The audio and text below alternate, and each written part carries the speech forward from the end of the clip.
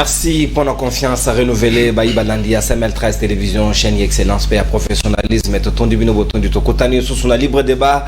Mana Canabiso, à l'autre, vous allez pratiquement à 1h30 et 5 minutes échanger parce qu'après Noël, moi, particularité, vous en a 1h15 de plus, 15 minutes de plus. Il y a bonus décidé, la partie, il y a direction en général, il y a SML13 Télévision, tout le monde du Tokotani, sous la Noël, tout ça, qui, et depuis samedi et 5 minutes, Tokotana lundi, mais Tokamata qui répond, ok, le lot mardi, Zongeli, habitude na biso ya yambo breaking news na tongo lelo insécurité na secteur ya Wamba na territoire ya Bagata na province ya Kwilu et pa wapi bateke na bayaka ba kondongwa na kaka yango ezali ko empêcher penza bon déroulement ya opération ya enrôlement na ngambo na kuna depuis lancement samedi tikino lelo mardi opération na ne bandité pe population ezali ko senga penza na baiseni bakamata ba disposition nécessaire pour na kokamata bango en charge et kozala motuya pe ya tina mingi penza mama li kama tokobeta di solo lelo na libre débat etali mingi mayo etali déclaration commune ya Matata Ponyo Martin Fayulu pe le prix Nobel de la paix Denis Mukwege o balobi esengeli na ngonga lelo ko senga recomposition ya seni parce que ezali ko inspirer confiance te et pe baso senga lever ya état de siège parce que pona bango ti lelo ba résultat ezali penza escompté te pe mosusu basengi cour constitutionnel ezali pe ko inspirer et confiance te selon déclaration ya Matata Ponyo Martin Fayulu pe Denis Mukwege et sengeli ko revoir au cour constitutionnel ya kamwaleta parce que yango pe ezali ko s'évertuer na ba décision o ezali malamu soki mokete pe ba ko senga na pona insécurité ezali grandissante na est ya République démocratique du Congo Conseil de sécurité et sengeli est condamné Rwanda pe na kati ya gouvernement congolais et sengeli na bango ba kanga ba frontière na gouvernement ya Kigali ya Paul Kagame nde yango raison d'être ya déclaration commune na bango tokobeta masolo yango na bayi Congomani bazali na tout autour ya mesa libre débat mokolo alelo tozali na mwana mboka maître Jonathan Angwele pour l'amour du Congo moko ya bayi au cadre ya lamuka na ngambo ya résistance tozali pe na maître Papi Diosso Mwende la Bwenda troisième intellectuel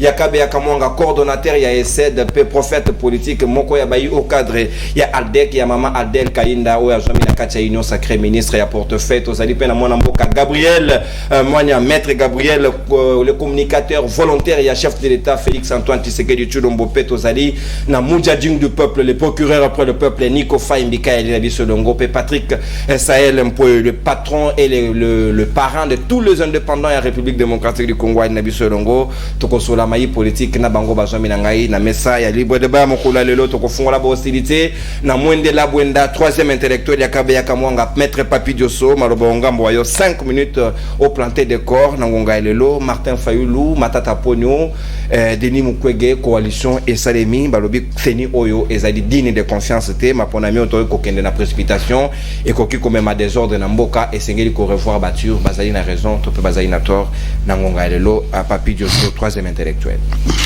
Joyeux Noël na bako débatteur na ngai. Joyeux Noël na population congolaise mobimba en entièreté. Joyeux Noël na yo Nononkuru. Merci pour la invitation peu confiance aux autres sous qui s'était ko pesa biso. Alors par rapport il y a sujet à l'élo mais tikana nous n'a pas samboté d'une manière spéciale na mama Olive Lembe parce que nous avons un représentant nae awa o tokutana nae mikoli belé o ba memaka na Dubai Mujahideen Nico Fall nous avons pas mbote pona nini parce que Mama Olive abimi na itandoike pour na inauguration il y a centre ce qui plus nae initiative plus dialyse ouais. Alors il est temps il y a que ça la bilan na bateau nyonso balobaki na mobile na ngai pour na bilan or na bateau balobaki na mobile na ye bataklaki mobile na ye pour na bilan l'homme de Kabeya Kamwanga que je suis nazana kati. Maman Olive a tourné biso question nani ya lembola na sani ya mobile na ngate nazwaka temps ya ko répondre na été na Biniko Fall yé sur le plateau o ya lembola na sani ya mobile na ye. Alors par rapport il y a communiqué oyo Moïse non pas Moïse Katumbi Matata Ponyo Martin Fayulu na Denis Mukwege oyebinde konono alliance na politique ezalaka interdite te donc bokoki ko sala ba alliance pe bokoki ko kabwana Mais il faut là par rapport il y a histoire na mboka na biso. Toutes les alliances et salama. Et salama na intérêt nini? Est-ce un avantage à peuple? Et ça va résultat nini la alliance. Aujourd'hui nous avons 3 personnalités. Yambo wala biso oyo ba sangani pona ko sala communiquer koloba pona makambo seni ainsi de suite. Tozala mutu ya liboso Martin Fayulu. Si ko tozo tala par rapport il y a respect il y a population congolaise. Par rapport il y a carrure d'un homme politique. Par rapport il y a Moussala ndeko na biso Fayulu asala pona Congo. Est-ce que Martin Fayulu, la question principale que biso tozali ko se poser, ezali Aza un homme honnête? Est-ce que Aza modèle pour mboka na biso? Et nous disons non. Donc Martin Fayulu, candidat il y a des pays africains mosusu parce que Tolanda qui secrétaire national général il y a parti na décidé à lobaki yango nazi mutu ya mibale matata ponyo mapon. La même question que je pose à la population congolaise. Est-ce que Matata est un modèle na mboka na biso? Est-ce que Matata inspire la bonne gouvernance oye a mipesa? Du jamais vu dans le monde mbongo ya projet au lieu elona ebotambuma yango eloni baloni yango eboti université privée eboti Marbella ce qui est à Kivukuna. Mais pendant tout leur règne na pouvoir ezala Nicofal aucune école construite n'a pas si Louis France Mbote place à Zali. Parce qu'il y a Makamoko ya FCCA ndeko ya Nicofal. Tant que babanda bakendaki ko bina na kingakati parce que to koma na ba journaliste danseur. Bakendaki ko bina na kingakati bazongi batuniye. Est-ce que Kabila a tonga école? Question non, to réhabilita kaka. Na 2006 Vital Kamerhe interprète ya Joseph Kabila. Je vais construire des universités à la hauteur internationale dans toutes les provinces. À l'époque, on avait 10 plus la ville de Kinshasa. Batonga Yangoti. Matata vient nous dire, Makambo Aseni, ainsi de suite. Est-ce que Matata est modèle? Nous disons non. Nazusiko Denis Mukwege. Prix Nobel. Prix Nobel. C'était dans quelles circonstances à l'Obara Yango? À Zoka Yango plutôt. Et le pouvoir pendant lequel il y a Zoka Yango reconnaîtra qu'a été.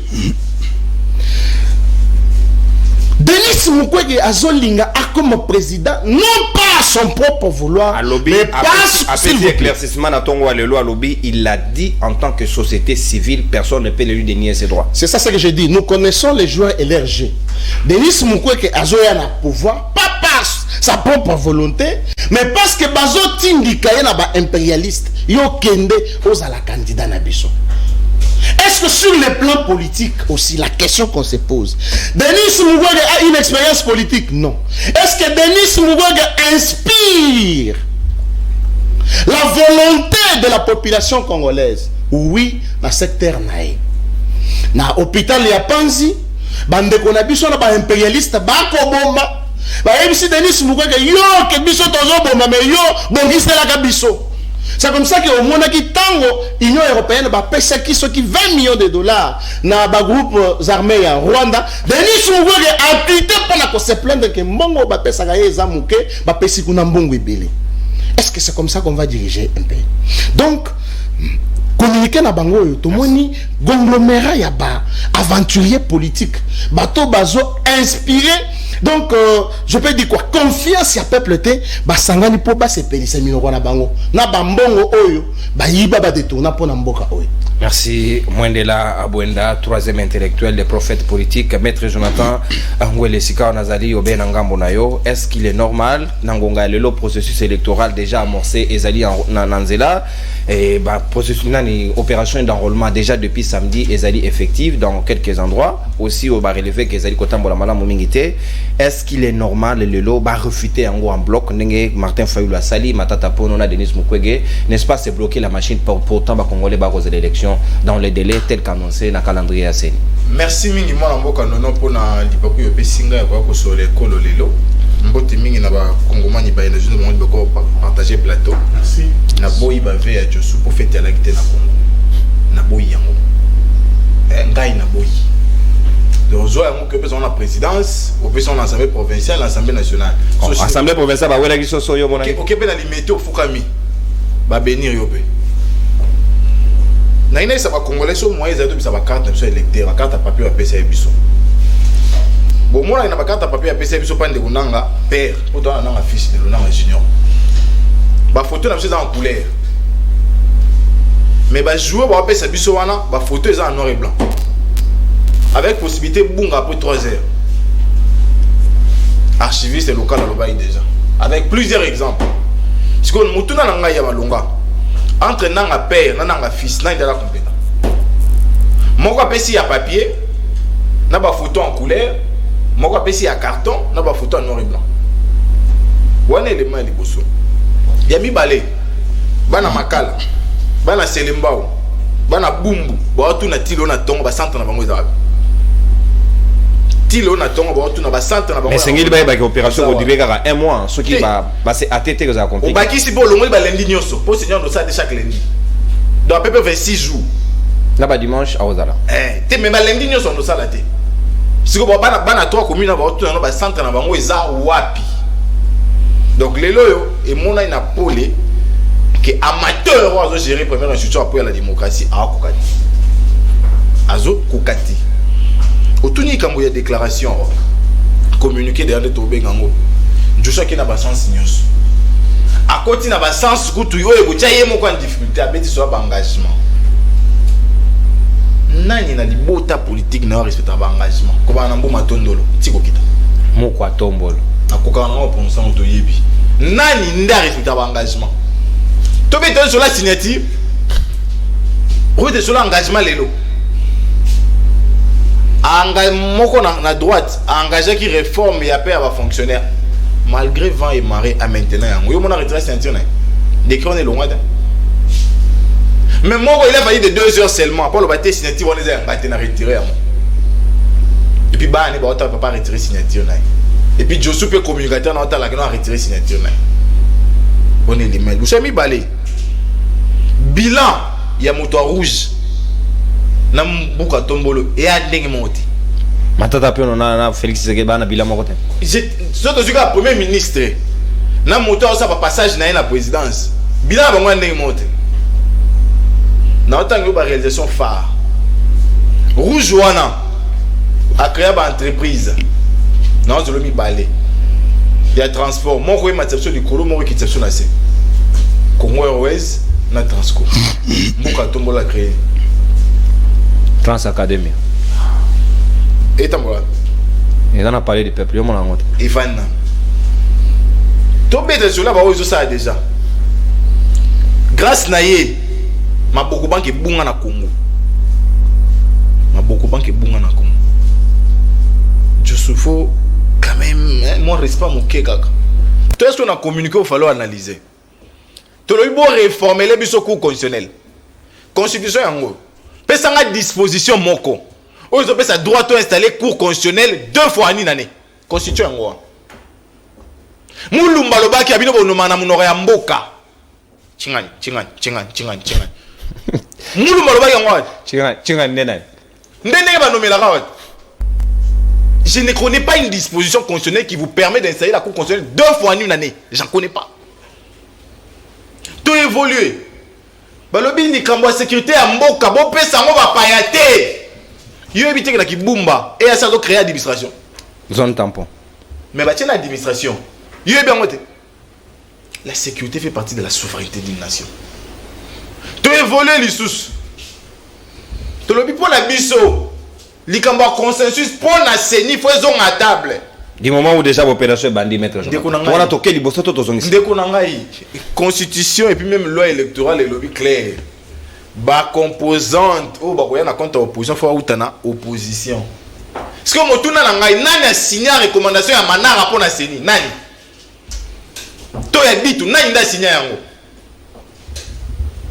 Pour te mettre à PVI na ensemble na so ba entériné. Ya manara na ya bitu nani nda signé yango. Na kesu musika ya société civile. Yo mona table rond société civile fane ba délimiter maman na batindi kuna.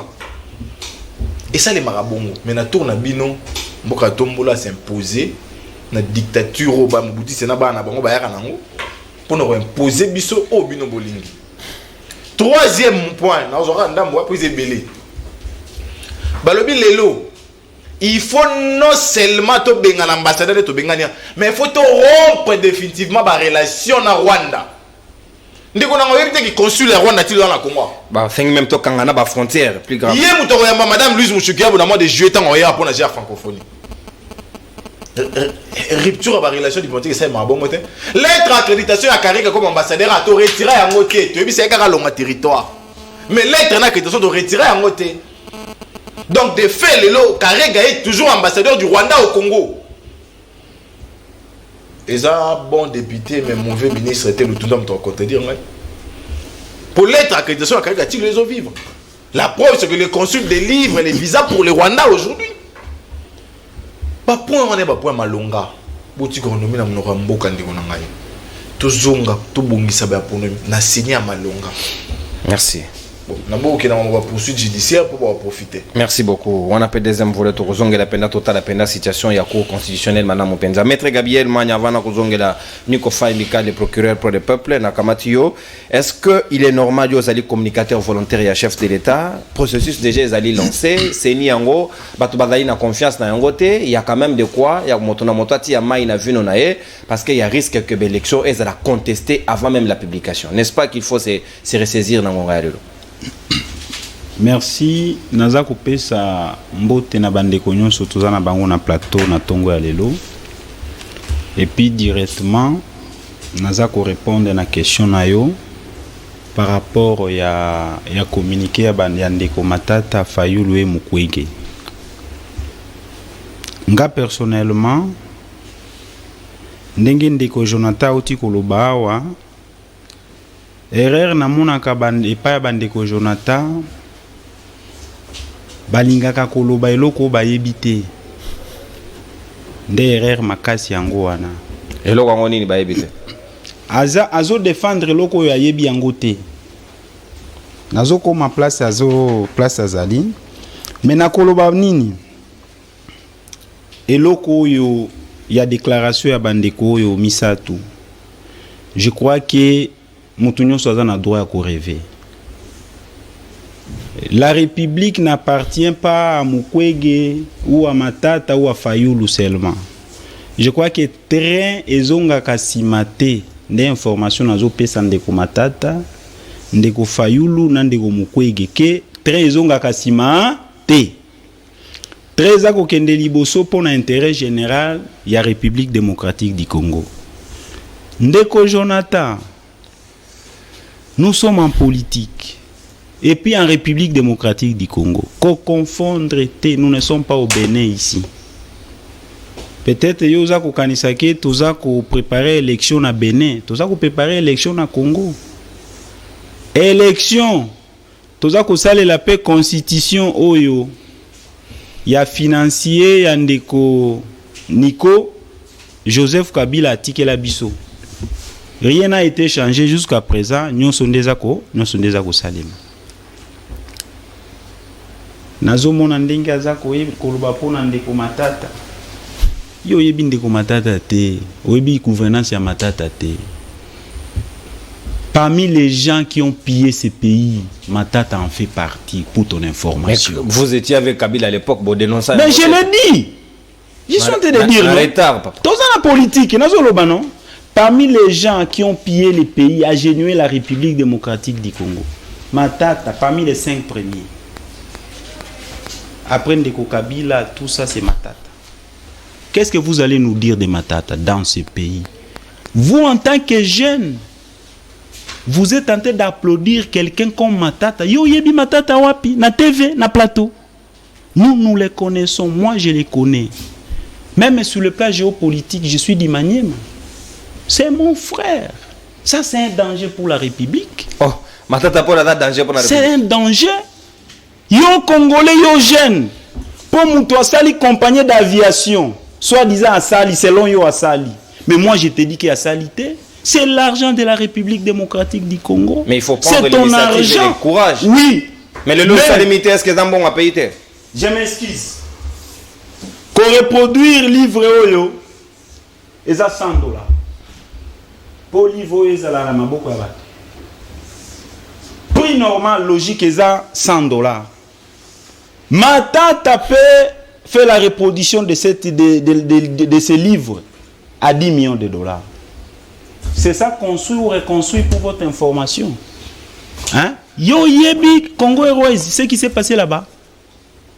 Yo yebi eloko salama na Transco, oyeba. Les numéro 1 de rétrocommission en République démocratique du Congo s'appelle Matata Mponyo pour ton information. Comment? Moi je t'ai dit, j'ai été avec lui et puis je suis du Maniema. Yo yebi pourquoi Matata aleka président de la République te? Aleka dauphin te, oyebi yango? Oyebi yango te? Comment nous allons accepter dans ces pays? Moutou a salata toilette et pas na bango na village ezate. Aleka président de la République. Tu as gotika. Mais Denis Mukwege quand même c'est un prix Nobel. Non, mais je suis entre 1 à 1. C'est pour vous dire Matata. On a voté Kabila chez nous au Maniema en 2006. Nico Azawana? Vous êtes témoin. Nati est témoin. En 2011, nous l'avons voté. On a voté Kabila à 95%. Kabila a lobby que na République Mobimba. Maniema Eza lokola, eza epa na biso. Il faut na demeurer reconnaissant na Maniema. Kabila salina gouvernement nyoso a orienté ba action na Maniema. Il faut qu'il y ait des hôpitaux. Il faut qu'il y ait des écoles. Matata a présenté le projet de 3000 écoles au Maniema. Yoko ebisanga place au école les ali. Et pas à Matata pour ton information. Attends, zéro à la gâté. Ton élève université. Yo kana bisayo. En caractère public ezate.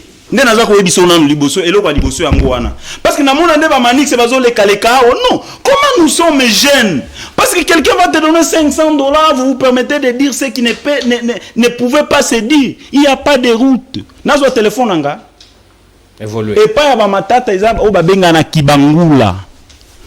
Ozomona, na territoire à Kabambar, il n'y a pas de route, il n'y a même pas de toilettes. Je suis son frère. Mbongo ya Kotonga. Chez nous, au Maniema, l'hôpital général de Kindu. À ta groupe, il y a $350 exaté. Mais chez lui, si vous arrivez maintenant, depuis Monte Kindakate. Merci. On a la fixation sur Matata Mponyo.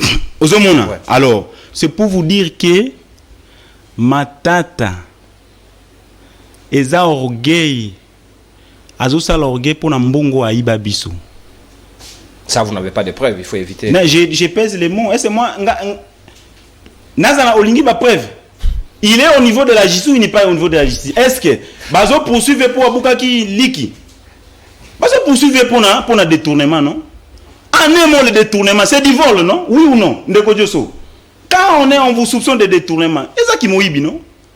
Pour personne qui est là-bas, ça ne peut pas être l'isumu na yeza linini koya l'isumu ya ndeko Denis Mukwege akeko sangana na tomate aussi poli incorrompu comme Martin Fayoulou.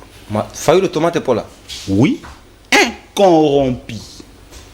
Vous connaissez les financiers de Fayoulou chez Deneta? Qui? C'est Matata Mponyo, non?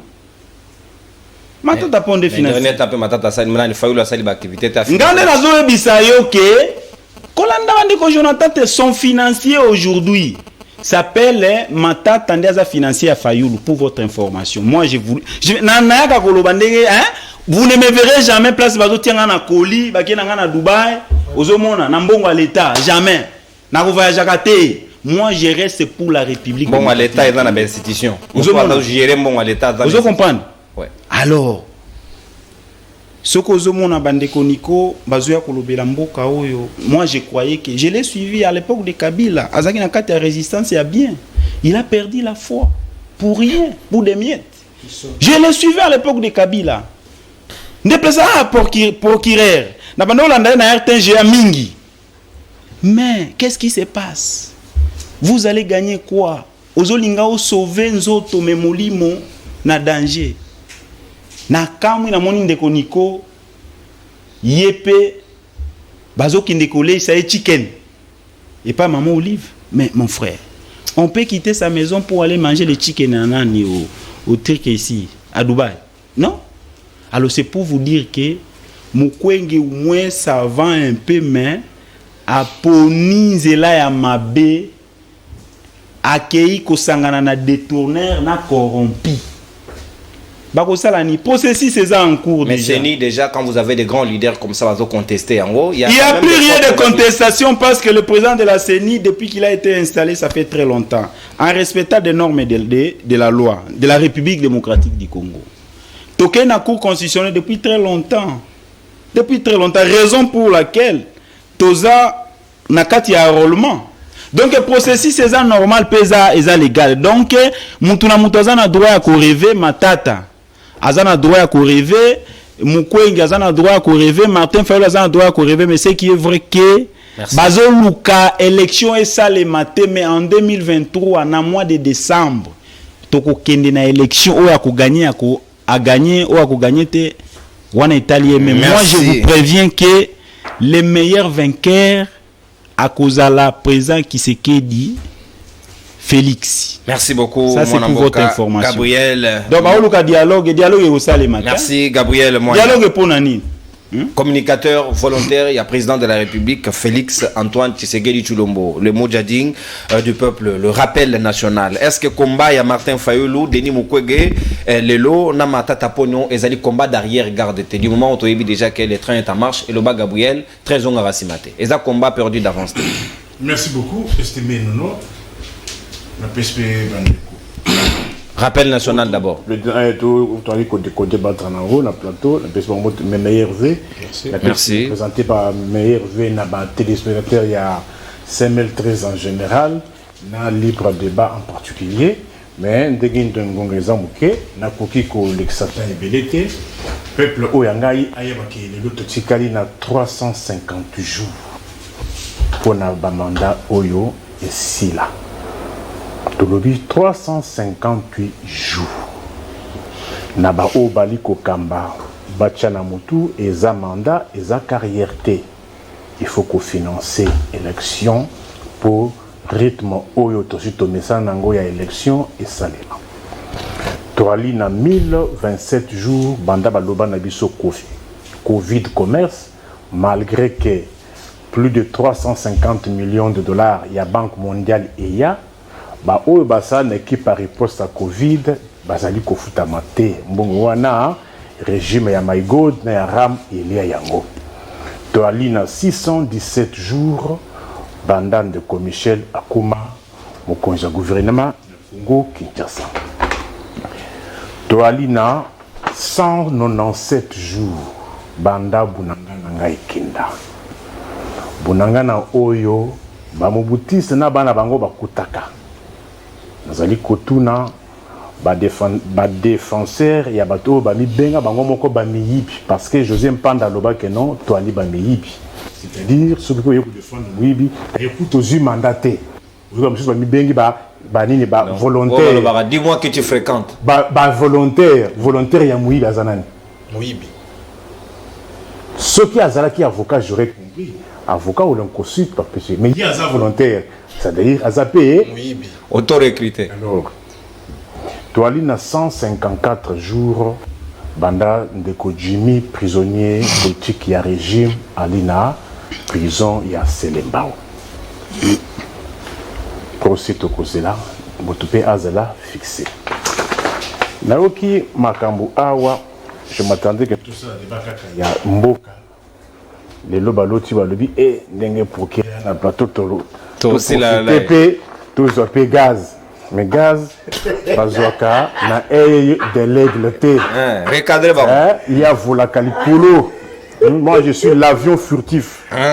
Au-delà de l'espace international. D'accord, Oyo, Naliko Kama. Josso. Webina na yebakaye. Abandaki kolukoye langa na matonga azole langa makasi. Oh. Oui. Azole na baba pied na ye o nasa les statuts.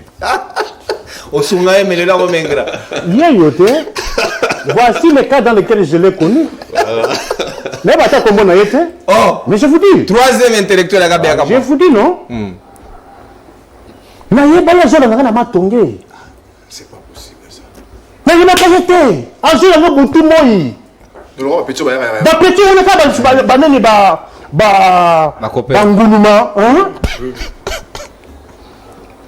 azona ba papier no c'est un statut soit tu tembe prochainement na kwele ba papier no article là archive nationale.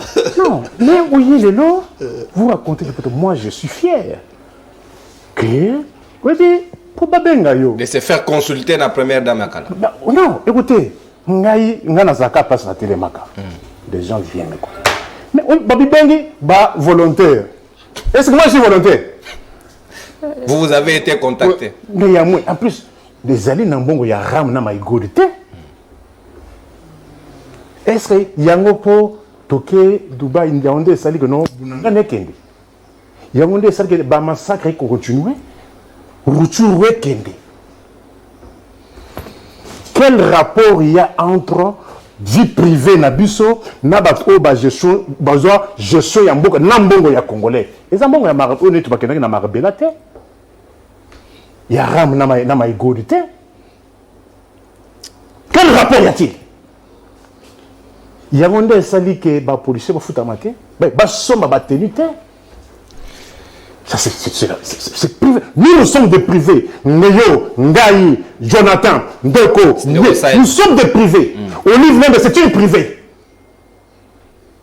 Il y a des sali que. Oui, il faut peut-être qu'on réfléchisse mille et une fois. Je comprends pourquoi il est en difficulté. Il ne réfléchissent pas. Donc, on a un papier où il y a là qui réfléchit. Non, mais je le dis, non. Mais il y a si on a pas été, mais on a pas papier. Et vous en avez Dubaï, c'est là on a pas vidéo, on va même au moi, je suis parti consulter comme intellectuel. Hein? Comme intellectuel. Mais vous êtes troisième. Non, non, moi, comme intellectuel. Mais je ne suis pas dit que non, Bangoulé. Vienangaï, ça est là. Merci. Zongela soko mutuna nangaï. Non, non. Recadrage. Balobaki, Utikaki. Mais au lobby, on fait. Ça n'a rien à voir. Ouais. Rien à voir avec ça. Peut-être Gabriel, lui, il y a Zalaka dans l'ancienne majorité à Kabila. Ancien kabiliste. Mais Lélo, je ne sais pas non, pour moi, tu vas voter à une adresse, c'est pas n'importe quoi. Lélo, je suis commissaire de canton. Au coup, personne adresse à de canton dans Moujamaï. Oh, bah, dans l'adresse qu'on a. Appelle sa adresse. Appelle sa adresse. Autombo libo. Si on a l'adresse exacte au PC, si on a l'adresse exacte, on lobby de continuer. Adresse au ngana coupé ça y est. Au exact. Il y a le président de la République, le président Tshisekedi. C'est pas grave, Tshisekedi, il faut pas le distraire. Il a un chez eux au Kassai. C'est connu de tout le monde. Merci beaucoup. C'est tout. Tu as évolué au procureur. Mais il faut contredire alors. Merci. Tu as évolué. Il faut contredire un côté. Merci Gabriel. Il faut contredire un côté. S'il vous plaît Gabriel. Bon, tu es volontaire. Mais je te dis la vérité. Revenez à la Cambodge. C'est ce qui concerne les Congolais, c'est quoi? Insécurité n'a coulé n'a pas. Ok. Ce qui concerne les Congolais. Na, n'engue tokotiba, enrôlement. Ce qui intéresse les Congolais. Tout à fait. Il y a un chez Sola, au Bétum, au Kassai, c'est quoi? On a démarche à le procureur. Kata octroie la carte d'électeur, l'identification, on peut ça. La démarche, il y a Bandeko, ce sont des Congolais à part entière. Bazan a droit à revendiquer s'ils estiment que non, dans quel contexte on avait bâillonné Mibeko Yamboka par le régime. Il y a un changement, il y a une imposition, il y a un animateur, il y a une institution. Vous connaissez. Mais moi, j'interpelle les Congolais. Faisons d'une pierre deux coups. Enrôlement, tout est enrôlement. Les revendications se font. Parce que, stratagème, il y a un régime, tout ça, les globaux qui vous dit, pour la revendication, il y a. Tous autant il y a ça là, et alors il y a un glissement. J'ai dit ceci. Faisons d'une pierre deux coups. N'est-ce pas Félix Aloba en opposition avec sa machine? Il y a le bac à monter. Il faut donner une question. Bango Bazaki battu la machine à voter. Machine à voter au Kentucky élection. C'était ça d'abord le discours. Ils ont changé après. Bobo Sanakate. Que les 7 patrouilles à la grande star. avaient tous une même position. Avec leur patron, Alain Dos. Peut-être pour éviter. Oui, puis ce que Okuti Moutou, Azana vélo, comme c'est Moutou Makolote, soit vous avez moto, soit PC Moutouka. Quand vous critiquez que non, au Yébinde, néanmoins, biso peuple là n'a pas ça pour ébattre que non, Transco et Zalaka, néanmoins, constat au peuple a que non, Transco et Zalaka qui desservir la population. Ce qui population est desservir, par exemple, desservir la Transco. Ce qui esprit de vie financé par l'État, desservait la population. Ce qui nous transquine, desservait la population. Makamsu c'est ce mandat coupé par les lots beaucoup de moins Transco tous à wapi et comme ça na demi-terrain na moni na Transco ça m'a étonné mon taro me foutre la bon on est na C alors que cette pratique là non c'est pas foutre na C Transco ba sokola kango li sous-souté. Oh bah tout cas s'il vous plaît Transco bo sokola ba loker nyonso ba kima barrière ya nyongo ba kijanfuko ba futa ka nyongo te. Quand on a Transco, une expérience, ce qu'on s'est dit, mardi passé, on a 18h, vous allez quitter. Tout ça qui descend. Ce qu'on s'est dit, après l'émission, on a défendu, on a dit, tout qui est cas, tout le monde, tout qui est ça Transco, à mes frères, vous avez le Liban, vous avez 4 santé. Mais néanmoins, ça desservait la population. Mais les lots, vous avez des transferts comme il passe. $2. Boulevard Limba. 5 transferts à Tchakou, n'a pas double Tchakou. Mais entre-temps, lorsqu'on est gérant, on vient aider la population et non pas enfoncer la population. Dites-moi, niveau il y a Oyo Transco, esprit de vie, nous transfert et bandé qu'on desservi en 2018. Na degré où il y a les lots. Situation on a bonito et bébé. C'est comme ça qu'on fait un bilan. Congo Airways, au Bangoutis Matikate. Vous voyez, vous coûtez 4,9 €. Les lots tirent un avion. Et qui va entretien Camille. Est-ce qu'on y est piqué? Vos ongis de temps à Air Zahir, Air peut-être. Est-ce que. Au cause en habillé, au cause de un mot au voyage à Katé, n'a pas boutis. Bah, Congo, bah, Zahiro, vous voyez, bah, boutis, il faut qu'il y ait Air Zahir, Air peut-être. Ce n'est pas la même situation qu'on nous a retourné aujourd'hui. Merci. Qu'est-ce qu'on a corrigé? Bah, faites le cadeau. Ah ouais. Est-ce que solo il y a Thompson? Na des soso maman. Est-ce que Thompson il y a 2000 francs? Mon frère, qu'est-ce que vous parlez du bilan? Dimanche, on dit bakite, nous avons 15 heures. Zala makas, balambi biloko, il fallait balamba foufou, na balambi te, na lubi, mais pas si moins na 1000 francs. Asomba chikwa. Asombe langa, kwanga mi balé à bateke. On est à quoi à bateke? On est en Tchessate. Bateke. Mon frère, moi na elinga kwanga oyo. Na liaka ngote. Azel. Vota kwanga 1000 francs na régime à my gold na rama. Il y a 5 qui sont reçus. Procureur 1000 francs. 1000 francs ko bateke. Ah mais mboko yo kufi.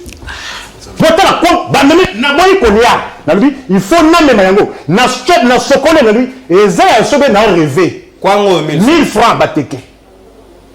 Na l'air kangote. Peso hôtel on a 4 ans na cache couche. Vota la kasi mutsiko yo. Et combien de couches? Elle est bosso. Comment ni kwanga?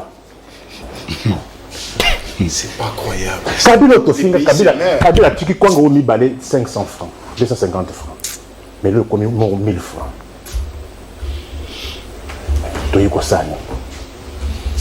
Ah, kwanga penza, merci procureur. Au Tchetembe, après émission, tout ça peut descendre. Tous doivent devoir mi balé. Il y a Transco, na kwanga. On va aller. Merci beaucoup. Procureur pour le peuple, état d'antenne consommé. Vraiment, tabino moko. Kwanga oyo na dimension. Motakolia rotonda te. D'ici, bah, c'est que l'yo zalaka poto ye ba prière biloko. Nga ko na bossa. Le 24 janvier. Ouais, on a bilan. L'heure du bilan a sonné. Procureur état d'antenne consommé, c'est qu'on a au 400 na pas ya parrain ya ba indépendant. Mon mboka Patrick Saël Mpoyi. Martin Fayulu a eu le courage, Denis Mukwege a eu le courage, Matata Pona a eu le courage, passer na bango tokozonge la penzate, mais to comme tout na toza la quand même peu réaliste. Du moment où procureur lobby, il faut continuer à bango devant les faits accomplis, aller à l'enrôlement et les revendications vont poursuivre. Est-ce qu'il faut vraiment aller dans la démarche de tout arrêter maintenant pour que tous on compte à rebours ou bien Essengeli Bakongoma va poursuivre des démarches honnêtes telles que Seigneur Daïko Memabiso? Merci Nayob Mdekonono, merci pour la motuna. D'abord, je veux présenter aussi au souhaiter le meilleur na bande konanga sur bazana plateau. J'espère que bana Kinshasa pe bazo fêter ndeko Jonathan ko bi fêter zalakité. J'espère que bande kona biso ba joso bako ba l'acception que fêter zalaki. Mais chaque fois, nous avons représenté Gabriel et mon porte-parole volontaire à chef de l'État. Et M. Morel est présenté qui est membre, il y a eu des PES. Finalement, Tocha et Wapi. Pour appeler ça, il y a comme AK-47 et consort. On a joué, on a membre de l'IDPS. Les lois ont porte-parole volontaire et chef de l'État.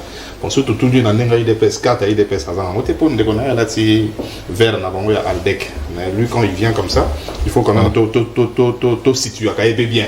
Pour les autres, moi, on va poser une question sur le communiqué. Il y a acteurs politiques, Martin Fayulu, Dr Mukwege, Matata Mponyo.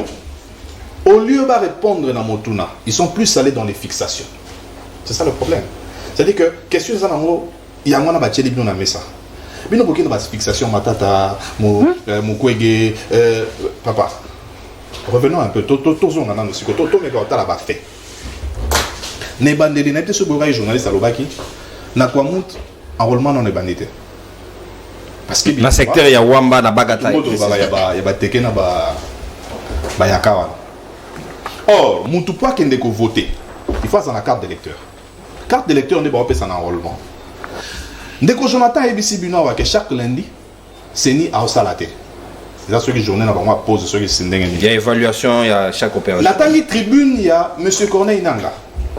Il a dit les enrôlements et soyez 15 mois dans un jour. Mais tant que Corneille Nanga ça la 15 mois dans un jour. Na ba centre nous ba machine ezaki 4 mais sous 5. Avant ngana ya on a l'équipe na centre mo na bandala en face ya ndako Muyaya.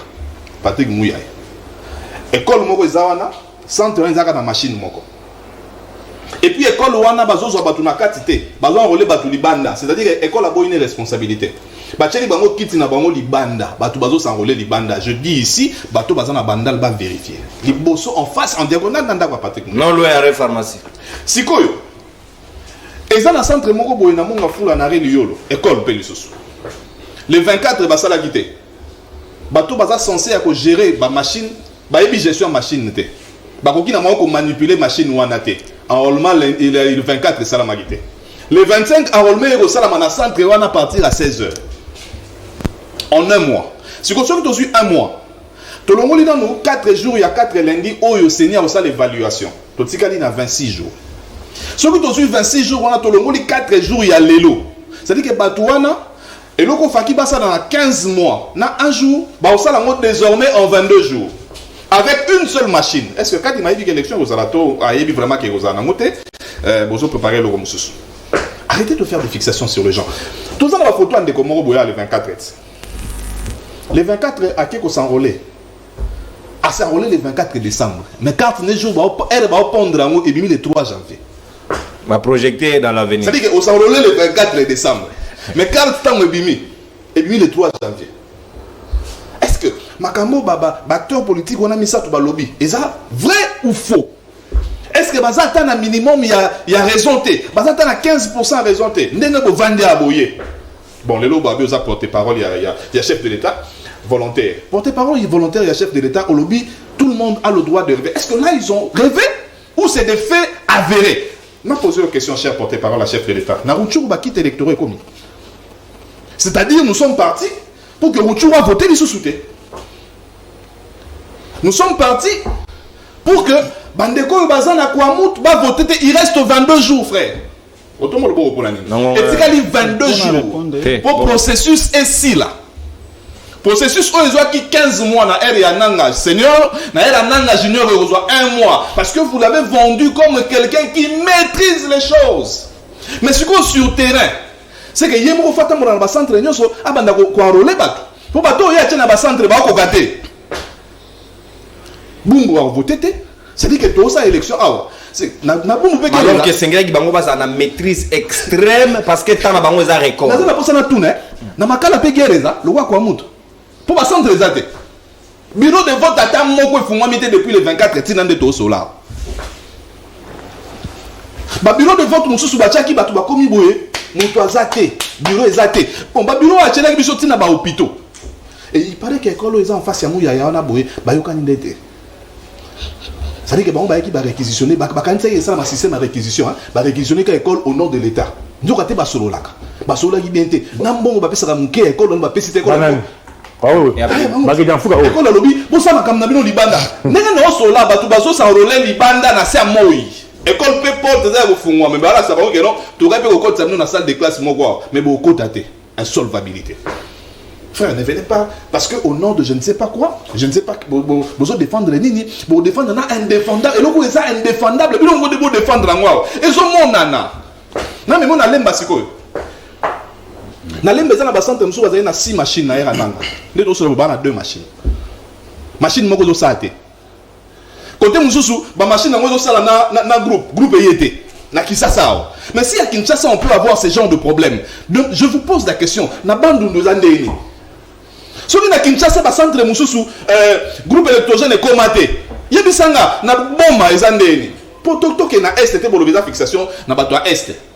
Mais na poser question moko simple là, oh ils ont bangisa. C'est-à-dire que ndetoke bo totikali na 22 jours. Et rien ne nous dit que lelo enrôlement bandana kwa mutu. Rien ne nous dit que lelo en ba kit électoraux et contre la Ruchu. Exact. C'est-à-dire que on va voter élection comme ça kana Kasai. Merci. Ça c'est une grande question. Et ça makaka na Kasai. Merci Patrick Sahel pour état d'antenne consommé exactement 5 minutes. Sikawa maître Papi Diosso Gabriel na kozongela respect attend. Merci Penza na discipline.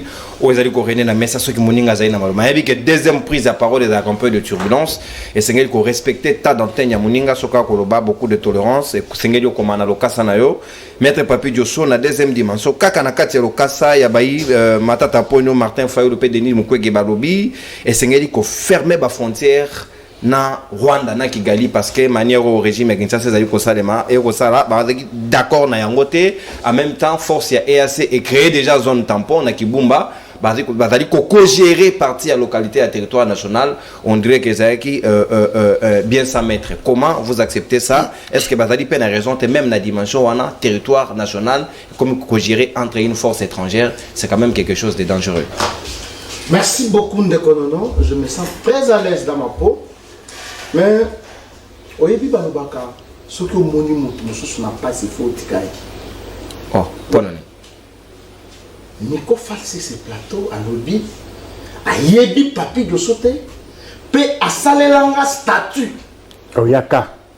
Kosenga. Nazo na boyaka kosala yango. Yoga muninga Nico. Précision. Ouais, précision mais comment na lokasa au rebondir. Nazo yebison les circonstances dans lesquelles toyebani na Nico. Nico Aza locataire, je ne sais pas moi où, à Foutinda kwa Batouté, arrière il y a 4 mois. Bayres naïe à Fundi. Yo Sambela. Dans un tribunal de paix, on peut aller vérifier na matete. Le tribunal de paix, il y a matete. L'avocat, il y a Nico a été. Je t'entoure. Nico m'a consulté sur le banc. Alors, ce qui est dans le koutaye yo awa. C'est en ce moment-là que c'est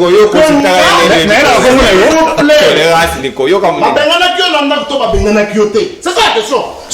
Pour raison d'insolvabilité. D'insolvabilité. Oh, il y a le prochain régime. Même Bayerès n'a pas place à ça. S'il vous plaît. Deuxième chose. Nico a télé dans Zela Azana. Quand je dis ici, Félix c'est ça président. Nico a télé dans Zela transport exaté. Parce que nous étions avec lui, je viens avec ma voiture. Moi je suis allé le laisser. Quelque part. Ce qui va nous coûter Nico Alba, c'est que ce qui n'arrive pas, je ne pouvais pas prendre Nico dans ma voiture. Et aujourd'hui, il faut dire, je ne connais pas Papi Yosso, n'a rien pu payer. Reconnaître le fait que papier je suis en train de dire, troisième intellectuel de Kabeyaka Mwanga, Nico a manifesté la volonté d'adhérer dans les SED. Dieu me voit. Il me dit pour adhérer dans les locaux, on a évité, amène-moi le statut, je lis. Je l'ai invité. Pourquoi tu as dit au moins les fêtes, il y a un peu la scène, maman, Olive, comme ça. Parce que comment tu as niveau d'études pour dire ça? Tout le monde bongo. Et comme ici, il y a quel niveau d'études pour moi, double licencié, allons dans l'essentiel. Alors, ça, ce ne sont pas des attaques personnelles. Voilà les conditions dans lesquelles. Voilà, là c'est connu maintenant. On vient maintenant dans ce que le Congolais attendent. Est-ce que Nangonga est l'eau? Sécurité. La question, ok. Pas à 3.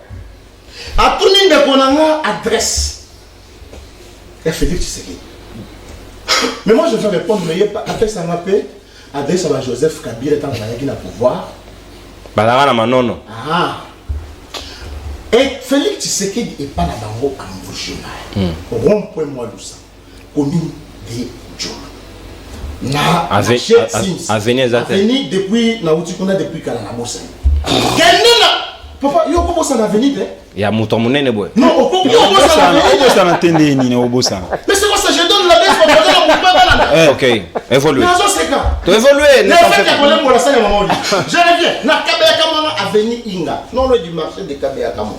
Sur avenir. La bifurcation. Avenir Inga. Ok. Oh, il y a un bougement direct. Adesia, Félix Yamouane. Et pas là-bas. On peut s'en aller à Félix Yamouane. Alors, les cas dans lesquels je vais répondre à des gens, Abi prisonnier politique Dimi Kiteng. Est-ce que Dimi Kiteng est un prisonnier politique? Parce que comment qu'il y a un Kingakat, et là comment le Dimi Kiteng. Mais Dimi Kiteng a été arrêté pour des faits privés, il vient de souligner. Non, il est bien voté. Vous avez bien voté pour son camarade? Oui, vous n'êtes pas informé. Bon, on viole ses mineurs. S'il vous plaît, on le dit mon tout temps en zone bas. Discipline, s'il vous plaît, discipline. Alors, il y a 358 jours. Et que biso o etikali pona Bokende. Peuple oyayi. Na peuple oyayi wana tunaka. Ngana za na kati. Na peuple oyayi wana. Tango niko ake Dubai aba mamiye no kola koli. Peuple on etikali parce que ezaki na posa ba yeba etikali jour autant. Alors bi ba kei na fait privé. Akendaki na Dubai kingo normal, azongi na kingo bwende. Je suis licencié en droit. Je suis licencié en droit. Je suis licencié en droit. Je suis licencié en droit. G3O. Ndeko Jonathan a levé à Boy Bafé Nana. Parce que tu vas fêter. Papa, yebisanga na mboka nini oyo mutu tongo na le caractère fait. Nous doit y aller à chaque jour. Même pas le bissoir, en dehors, il y a fait. Quand Joseph Kabila a le pouvoir, tout peuple, nous sommes en train de dire, il y a pas la faute, il y a l'État. Est-ce que dans un état normal, nous avons la dans un état normal. Oui, nous avons la on est là, c'est pour des raisons de circonstances. Il y a beaucoup de raisons, papa. Vous avez gêné tout là, les gars. Non, papa. Oh là là, non, papa. C'est la vie, non, on est dans le monde. Et puis, à l'objet, le régime de Bissot, Mouto Bissot, pour défendre Mbouma Tondolo. La ligne n'a pas Mbouma Tondolo et Zanani. Parce qu'il a des difficultés, il y a qu'à prononcer mot.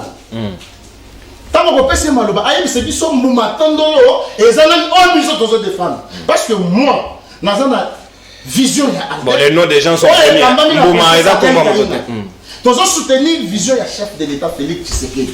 Et qu'en 2023, on a adepte au lobby, c'est Félix Tshisekedi aux personnes. Ce que bateau est là pour défendre Bangoan.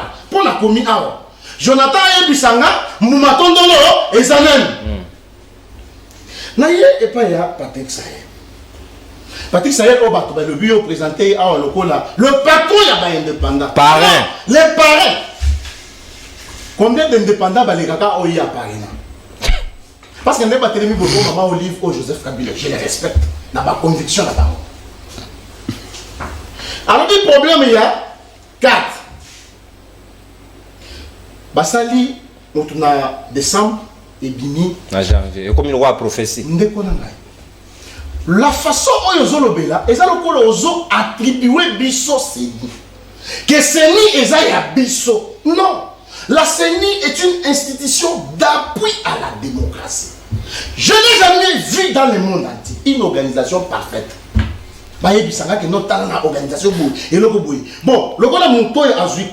que même il y a toujours même dans ton ordinateur. À la place, il y a là.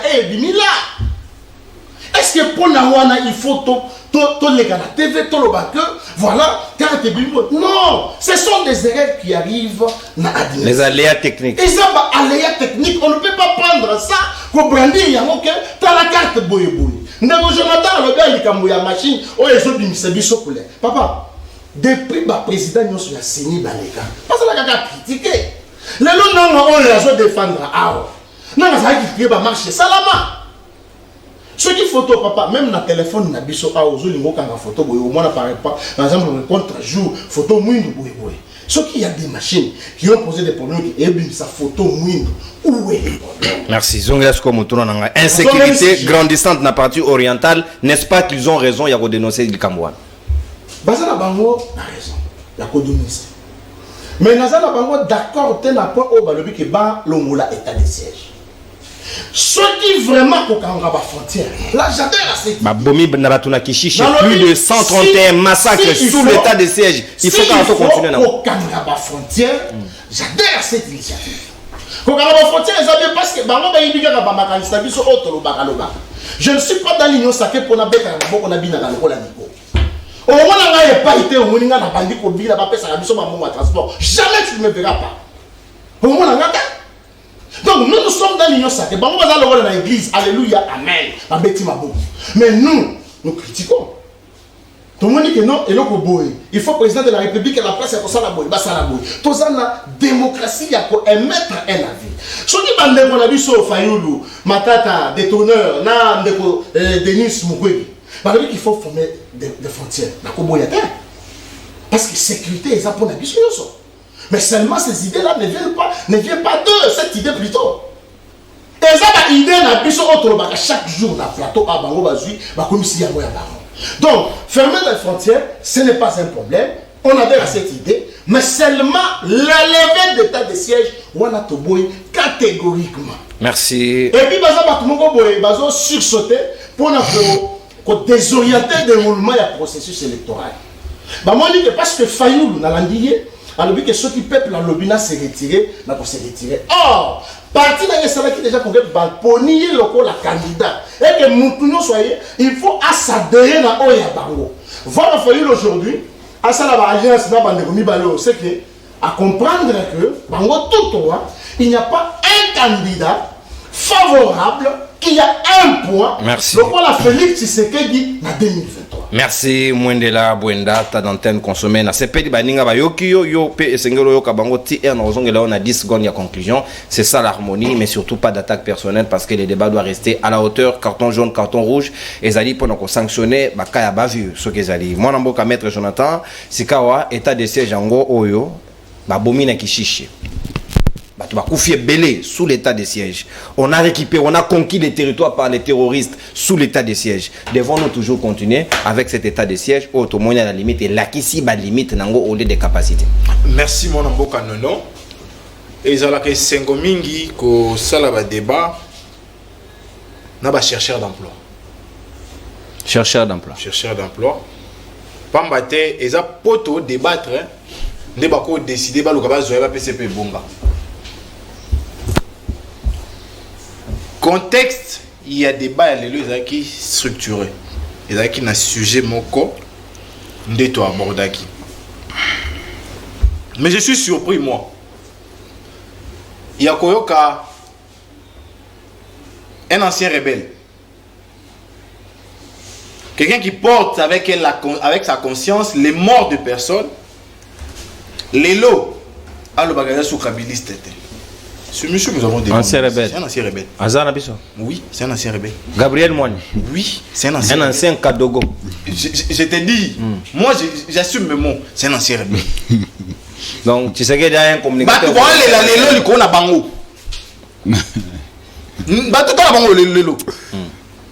Il a tout gagné avec Kabila, tout. Tout. Ville c'est Kabila. Donc, on a fruit. Ville Bimba, c'est Kabila. Donc, même les gens qui et aujourd'hui, vous allez me dire que c'est bon, c'est normal comme on a IDPS. Parce que l'IDPS, c'est normal. Parce que l'expérience de ma fille, on se passe à mon parce que bon, sauf que ça la réalité. Mais lorsqu'on parle des actes de gestion, il faut nous rencontrer là. Au moins, nous avons eu un Congo Airways. Au moins, la bancarisation est là. Raconte-nous là. Esprit de vie. Aujourd'hui, transport, les gens cherchent d'emploi pour le vite. À Salate, oui. Mais oh, il y a Salinine. Il faut éviter ça. Il faut éviter ça. N'a pas si 3 questions pour répondre en côté. C'est normal. Parce que vous avez une formation politique et parce que vous avez une formation politique et vous PV a manara nanga signé on répond ngate. PV a dit tu n'as signé yango on répond ngate. Na yo l'article 158 non linga yo no tanga yango alinéa suka 158 Mobe Oli Konzi. Article 158 le dernier alinéa. Le président de la Cour constitutionnelle est élu par ses pairs pour une durée de 3 ans renouvelable une seule fois. Il est investi par ordonnance du président de la République. Merci. Ndiko nangai. Kalouba devait faire 3 ans. Kalouba devait faire 3 ans. Non, il rappelle que vous avez juriste de Konanga. Kalouba devait faire 3 ans. Répondez-nous là. Soubassement a communiqué en Goyo. La Cour constitutionnelle. Bon, non, c'est pas ça. Nommez les valeureux. Nous n'avons pas envoyé des gens là-bas. Kalouba fait une année, 2 mois à la tête à Cour constitutionnelle. Une année, 2 mois. C'est écrit où on a eu une constitution. Et puis, nous avons informé, pour nous avoir livré $100. On a l'eau. Il y a un exemple à passer. Exemple, moi, ils ont cadré. Il faut cadrer. Il faut nous sur des personnes. Tu évolues, Mouké. Ndeko Josu. Avocat Nico Fayaka. On a confirmé. Avocat. Dans le on a des barreaux, bataille à bien. Bataille à bien, soit ça vous avez la baronnie. Bon, le Miyibi. Oui. Mais Miyibi a ma casse, il y a sacré.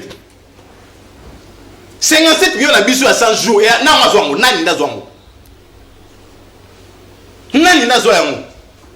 vous savez, moi j'ai appris une chose. La signature, c'est l'acte qui lie la personne. Somme ton niveau pour régner signature on a yé à Sumotote, à Ominyama. C'est ce que moi j'ai appris. Voilà pourquoi je ne signe pas n'importe quoi, n'importe comment. Ouais, Zongera si vous voulez défendre le bateau, va régner la signature on a bango bois et singona yango. Mboka tombolo.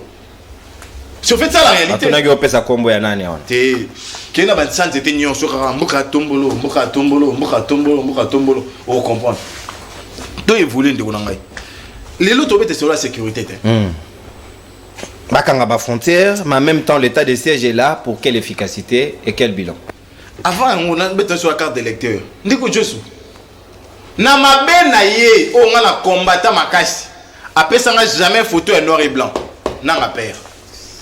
Mais na ki amateurisme na ye nanga fils. Nanga junior de no benge mikolo. Après ça carte na photo en noir et blanc. Carte na photo en noir et blanc. Yo zo défendre ngwa na photo en noir et blanc. Na photo en noir et blanc. Vous avez rapporté monnaie.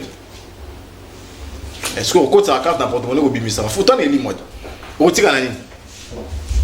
Au Tiganani. Zongera Moutoura n'a mettre sur l'antenne. On va quand la sécurité de Konangaï. Oui, mais il y a une déclaration à général Ekenge. Mais c'est grave ce que ce monsieur l'a dit. Le porte-parole d'armée. C'est très grave, n'a pas été sérieux. Alors bien, Loko, Basali, il y a Kibumba, na M23, c'est du leur. En réalité, on visait par ma 6, imagine, responsable. Et porte-parole à Woloba, bon, alors que ça déjà en application. Il y aura un évolué, responsable. Il y a communication armée, c'est du leur. Pourtant, Armazaki absent de la passation. Est-ce que ceux qui M23 attirent M23 nous sous-stoyent? Donc l'État n'est même pas en mesure d'être là, on décide de l'État. Tout ça, non, mardi ou mercredi. Ils ont évalué l'accord en Nairobi, tout ça qui pété. Est-ce qu'on est sérieux là? On évalue l'accord qui est fait pour notre pays, mais on n'est pas là. On sait des territoires qui est congolais, on n'est pas là. Est-ce que tout ça bateau? Tout ça vraiment bateau. Les gens ils savent là bateau, la question de la sécurité d'un État, vous les donnez à qui? À un groupe de gens que vous ne maîtrisez pas. Et ainsi on a mobimane yi ba comme 2000 hommes te ndeko nanga na beti ba calcul wana ozi ba député nyoso un policier c'est 500 ba sénateur nyoso un policier c'est 110 aucun gouvernement chaque ministre a au moins droit à 7 multiplié par 63 au long moins aucun responsable armé il y a la police na ba conseiller nous avons à peu près 2000 policiers tout ça bateau pour la sécurité personnelle. Tu es la garde républicaine car il y a 30 000 hommes effectifs. Est-ce qu'on a eu besoin, nous, de laïcs comme les Africains? Tout ça, on a besoin avant. Il faut comment ils ont banalisé la question de la sécurité. L'unité de siège a échoué des bandelitis souka. État de siège de permettre biso tozwambon. Est-ce que but y a été de siège avec tozwambon? Est-ce que but y a été de siège avec tozwambon? La question de la sécurité, on les lie à l'argent. Donc, coopérant dans la sécurité en Mbok. Merci, maître Jonathan. Ça, il a posé une question intéressante ici. Routour a parmi 10 provinces au bâti na pilote. Est-ce que Babiki c'est combien? Lobby, écoute, lobby, tu es dans la commune à Kassavou, panneau, nous avons installé pendant on a été. Alors, il y a une zone où on a arrêté. Merci beaucoup. Est-ce qu'on est sérieux? Merci beaucoup, maître Jonathan Gouelo. Consommez ta d'antenne. Respect des temps. Merci bien, Penza, Negetoko Tambola Manamo. Maître Gabriel, 4 minutes et demie, Pepa Inayo. Est-ce qu'il est normal, Nangonga, le état de ceux qui ont évalué en gros, société civile déjà s'est relevé en gros, au tabaninga au Peba Sengi, mais en même temps, zone temporaire posé biso problème. L'État n'est presque plus au contrôle des territoires na Yemoko. Sous l'état de siège, on a conquis ces territoires. Le comme Golukango et Assa Sungabiso. Est-ce qu'il y a-t-il pas quand même de quoi réfléchir autour de la sécurité au Baninga Bagosenga? Merci Ndeko Nono. Lelo nazo pesa tango nanga pona koyoka baninga o na pesa bango raison te ke o boye oui omoni mboka oyo nazo répondre Ndeko Jonathan. Moi je suis congolais de père et de mère.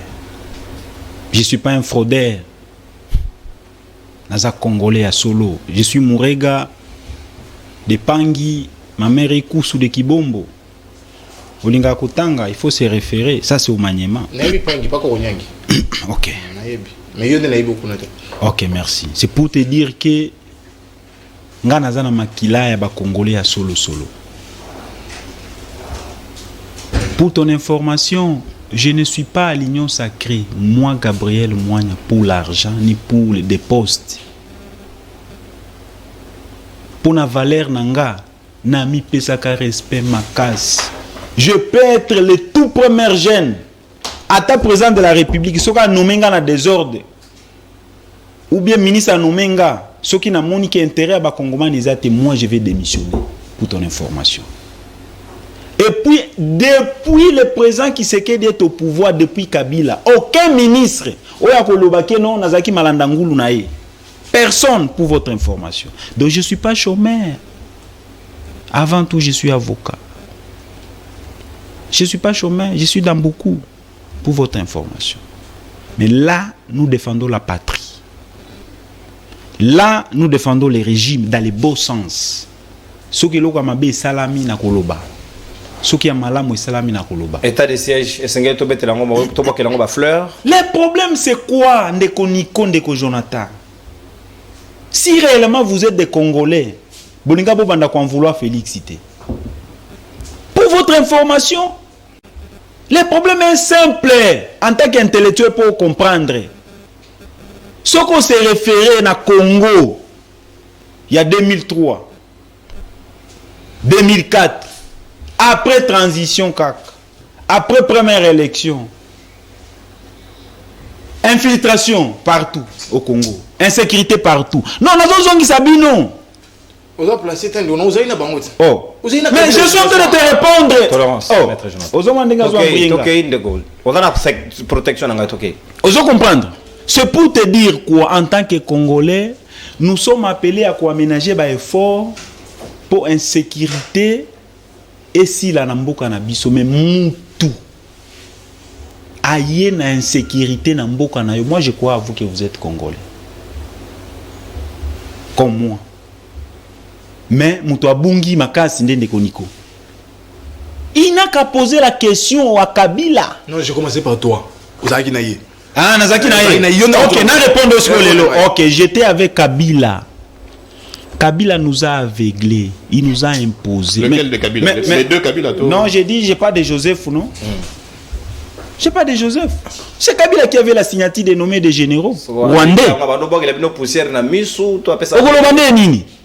Yo si moi, c'est comme ministre de la Défense. Jamais pour comme la proposition armée. Ah, ça là est bien. Pour la versatilité, là, on va trahir. Aux hommes, t'as Congolais, quelqu'un qui nomme les Rwandais, des étrangers. Moi, ma secrétaire, si quoi il faut battre les Rwandais. Yo, mon ministre de la Défense rwandais. Nalobi ba général ba Rwandais. Yo bien général ba Rwandais. Papa. Non, hein? Ayebi bango na la police, na ba mito la police. Ayebi bango. Tanga. Hein? Tanga. Vous comprenez? Zela. Tanga. Mais Tanga te. Nalobi yoka. Ba slogan te, premier slogan te. Nalobi. Congolais a bien fait. Slogan te, bo Tanga combat ba c'est Nico, s'il vous plaît. Malobeda Gabriel, sécurité. Gabriel Tokei, Malobeda. Congolais dit ma Gabriel s'il vous plaît, maître Jonathan. Tokei maître Gabriel. Des généraux Tanga. Ouais, faut faciliter la tâche aux Faciliter la tâche aux Congolais. Slogan des te. généraux doutés. Slogan te. Tanga mi Ok. Tu sais que ça se passe aujourd'hui, il y a un sérieux problème. Les Congolais ne savent pas, ils ne sont pas encore fixés sous le sol et tout du Zengema.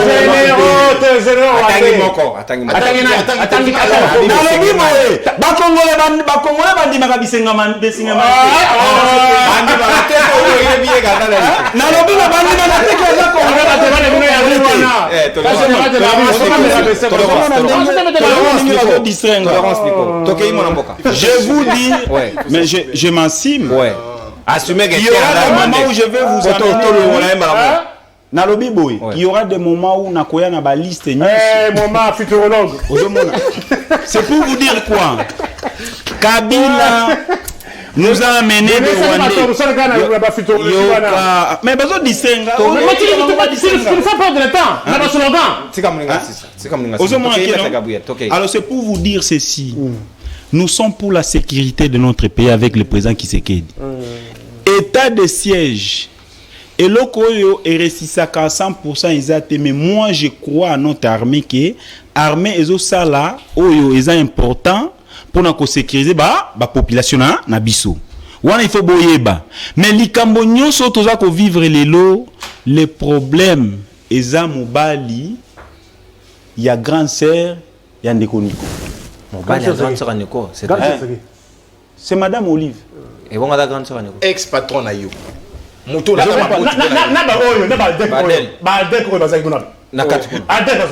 non, il faut mais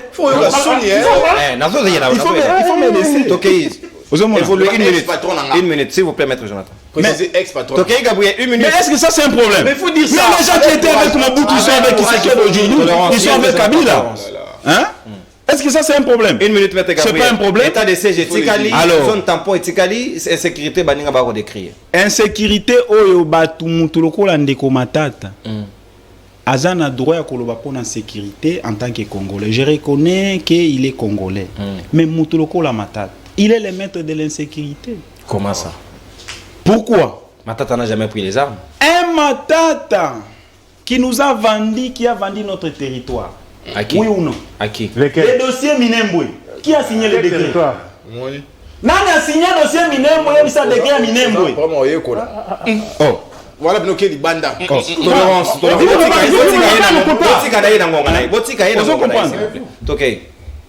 Dossier Minembwe. La signature de Matata. Pour votre information. Tu dis pas la vérité. Alors, ce que je peux dire à Némon de Konono. Merci, ouais. Bandeko, Mona, ba Congolais, ba jeunes Congolais, nous sommes les Canaba TV. Ils sont financés par des Rwandais. Aux hommes, on a pour diaboliser la République et vous là. Argument exaté. Vous êtes financés par les Rwandais pour diaboliser la République. Argument exaté. Dans un cité pour un problème, il y a la propagande à Mabé Azolobake, oh, carte zo bimisa noir, blanc, tout ça non déco. Il faut yeba. Il faut qu'on apprendre comme ça. Non, Il faut tout na ndeko Nico. Comme ça dans quel sens? Même entreprise wana des produits à machine mais c'est couleur. Merci. Yoka, S'il vous plaît, tolérance. pour votre information. Non, tika ba ambrien. Non, on chité, on a trop respecté. Tu n'as rien dit. S'il vous plaît, Nico, non, il est là. On chité.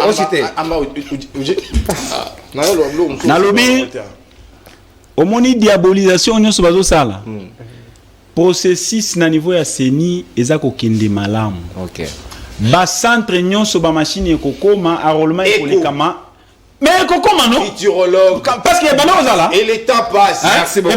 Merci beaucoup, Maître Gabriel. Nalobi bana ozala. Merci. Merci. Donc déploiement zo salema correctement. Martin Fayoulou, Matata sait que à la course pembeni ko poussa na te, Martin Fayoulou de même, Mukwege de même. Alors ils ont maintenant des émissaires avec la complicité des Rwandais pour diaboliser les Congolais. Procureur, s'il vous plaît, tolérance, to gagner procureur près le peuple, Sika on a zali na ngambo na yo 4 minutes et demie pe na yo, il faut vraiment bien gérer. Ils m'ont embrayé. S'il vous plaît, mais c'est la stratégie. Procureur. Est-ce que l'état de siège les lobes congolais pour inspirer confiance du moment où sous leur barbe, nous voyons tous sur le comment les choses évoluent là-bas. Est-ce que Sengeli va lever un baninga au Basengi ou encore et Sengeli zone tampon bisoto que nous contrôler bisomoko ou bien ça se passe comment ça fait un cafouillage, ça fait au total un flou où Bakongman va comprendre sur la sécurité de la partie orientale. Qu'est-ce qui doit être décidé clairement pour que Bakongman va dans la sécurité? Procureur. N'a pas changé qu'à discuter aussi longtemps que la situation que la Kamabé. Je me répéterai 1001 fois. Ce qui compte dans une action militaire, dans une action politique, dans une action diplomatique, même dans un match de football, c'est le résultat. Autant que match il y a Maroc na Portugal. Ouais. Et Portugal a mené.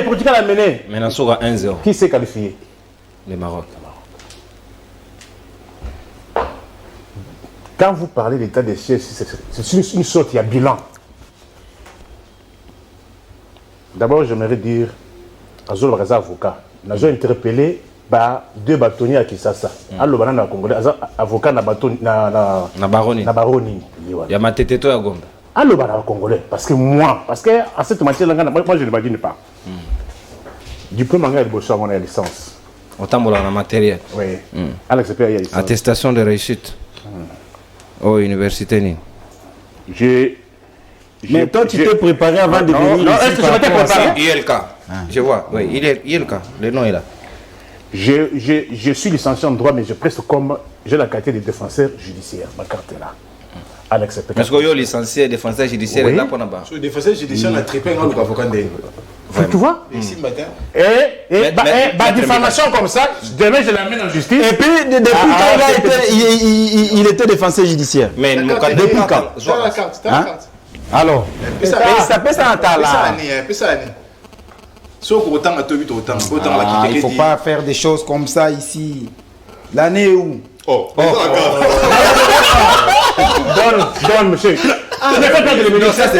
C'était en 2022. Donne le cas. Non, 2022. Mais tu ne me pas de projet. Moi, ma qualité à moi. 2022, mais Joss Fazolo va m'acambo ya kala. Anani. Donnez-moi la carte. Remettez la carte. Merci. Procureur Togadeni. Maître Gabriel, il ne faut pas mentir sur les 2022. C'est d'abord. S'il vous plaît. Il a dit qu'il est licencié. Il va revenir sur ça dans la conclusion. Avec des preuves. On parle de résultats. Or, qu'on appuie ce régime Ezoya. Parce qu'on a semblé du service de la vie privée qu'on sort. Mais l'essentiel doit rester. La sécurité. On a corrigé, on a fait ceci. On doit respecter Antoine. Antoine a coûté $100 américains à 160 000. Antoine Wananan, Félix, les dollars, ils sont à 215 000. Tu t'es mis, tu as bien tu avancé. 160 000 pour $100. Le $100 est comme là, 215 000. Pour vous, c'est une réussite. Régime coûte 100 unités. Na 1600 francs congolais. Le 100 unités, c'est 2200. Tu as bien tu avancé. Et ça, entreprise, il y a patron. C'est le bilan. C'est le bilan. D'accord, mais l'entreprise, il y a patron. Bon, qu'est-ce qu'on a entreprise à même. Bon. Parce que quand les entreprises ils ont mis des 500. Diaboliser. J'ai fini, c'est non. Congolais, Gabriel, oui, ça va faire. Congolais, déjà, s'il vous plaît. Parce que si nous sommes comme ça, c'est Kabila. Et Kabila était avec toi. Incapable de toi, tu étais Kabila bien fait. Incapable Gabriel. On lobby déjà, c'est bon. On appelle ça au carton, c'est bon. Mais il y a moins lui, à titre de 2 kwanga na 500. Il y a bateke. Mais les lots, kwanga moko bateke comme 1000 francs. Pour Bukangalo, s'il vous plaît, Gabriel, s'il vous plaît. S'il vous plaît, Gabriel. Gabriel, non, mais je ça fait un désordre. C'est ça. Malem Bagoule Bayoka. Et ça, suite à Bukangalonzo, ça fait quand on parle du bilan, Bukangalonzo. Ok. Le 24. 280 000. Combien? S'il vous plaît. Le 24 janvier. 258 000. Le 24 janvier 2019. Ça, c'est un criminel. Le 24 janvier 2019. Régime où il y a Ram Namaïgoud. Bakouti, ce qu'on appelle intégrité territoriale. Toaline a 145 territoires. Tous les 145 administrateurs des territoires étaient nommés par Kinshasa. Qu'ils vous disent aujourd'hui, sur 145 territoires, Kinshasa nomme combien d'administrateurs des territoires. Voici le vrai bilan chiffré. Vrai, vérifiable. Il y a slogan T. Il y a que maintenant. Moi, je donne le Yedi Sanga, administrateur des territoires, Oyo, Bandomé, na Kinshasa, na Rutshuru. Comment on est? Donc, on a perdu le contrôle de tout un territoire. On est en train de perdre même le pays. C'est ça le vrai bilan. Beaucoup dit 145 territoires. Tous les administrateurs nommés par Kinshasa. Qu'ils vous disent le nombre d'administrateurs des territoires nommés aujourd'hui par Kinshasa. Nous sommes dans les bilans. Et pourquoi on a perdu les territoires? Si l'état de siège est objectif Ezakinini, c'est remettre l'autorité de l'État. Faisons le bilan. Qu'ils vous disent combien de territoires, de localités que Kinshasa a perdu sous l'état de siège. Est-ce que je me fais comprendre? Est-ce que combien de localités? Combien de territoires congolais? Oyo Kinshasa a sous contrôlé, incapable de sous administrateur, n'a pas chef de localité. Combien sous état de siège? Donc là, tu fais la publicité des Rwandais. Gabriel. Non, mais oui. Gabriel. Il a suffisamment dérangé la parole à Mamoninga. Il a atteint le niveau. Non. Soyons un peu congolais. Est-ce que vraiment vous permettez vraiment? Attendez à la conclusion, Gabriel. Nico, tu as 1 minute 30. Non, écoutez, moi je donne au moins le fait qu'on dise que avant était des sièges, il y avait autant de localités qui échappaient au contrôle de Kinshasa. Mais avec le temps de sièges, on a su au moins récupérer. Mais avec leurs histoires, on perd les localités chaque semaine qui passe. Locataire au Kinshasa. Un Congolais vraiment comme ça. Vous permettez si le général Kenge dit ce qu'il dit là, il bouge de l'Obani. Vous pouvez permettre vraiment un Congolais comme ça. Gabriel, c'est vous. Kimumba. C'est beaucoup regrettable. Kimumba, c'est combien de kilomètres dans la ville à Goma? C'est regrettable. C'est 20 km dans la ville à Goma. Il est dans son temps d'antenne. Est-ce que oui, mais dans 4 matières, mon sensible vraiment. On appelle sur jaune, encore réaction, on appelle sur rouge. Non, ce n'est pas de l'injustice. Vous ne remarquez pas que là, ça fait un désordre. S'il vous plaît, mettez papier. Non. Il a atteint. Non, s'il vous plaît, Tosolo là. Non. Pourquoi vous perdez? Non, non, s'il vous plaît, vous perdez les pédales. Autant je l'ai laissé, il a dérangé aussi, mais il déborde. Non, non, débordement, je ne permets pas. Débordement, s'il vous plaît. Maître Papi, s'il vous plaît. Non, non, il permettre à déranger Tamae Mobima. Non, non, c'est pas ça. Ça, vous avez perdu les pédales. Tokei Nikofai, une minute. Il faut tout éviter débat, il y a parole contre parole. État de CGI, écoutaki, Ruchuru sous contrôle à Kinshasa. Un Congolais. Lelo Ruchuru, il est sous contrôle, il y a nani. État de siège avant, il y a écoutaki Kibumba. Lelo Kibumba, il est sous contrôle, il y a nani. C'est comme ça qu'on établit un bilan. Bilan, il y a un slogan, mais on vous donne les faits. On a un slogan, mais ça n'a pas de slogan. On continue avec un slogan. On a un slogan. Je vous donne un fait. Dollar et Zala Kiboui. Le Komi Boy. Kwang et Zala Kiboui. Le Komi Boy. C'est ça l'unité Zala Kiboui. Le Komi Boy. Territoire Yarouchou. Faut pas oublier que. On fait la publicité vraiment des ennemis. Ça, c'est la publicité. Mais Gabi, c'est pas ton temps, tu peux attendre ton temps. Ah, c'est pas possible. C'est pas possible. Moi, je suis pour qu'on remette l'autorité de l'État au commissaire qui bat. Autorité de l'État. Nous voulons voir cela. Mais de quelle manière nous pouvons voir cela? C'est en récupérant tous les territoires. Et remettre ça en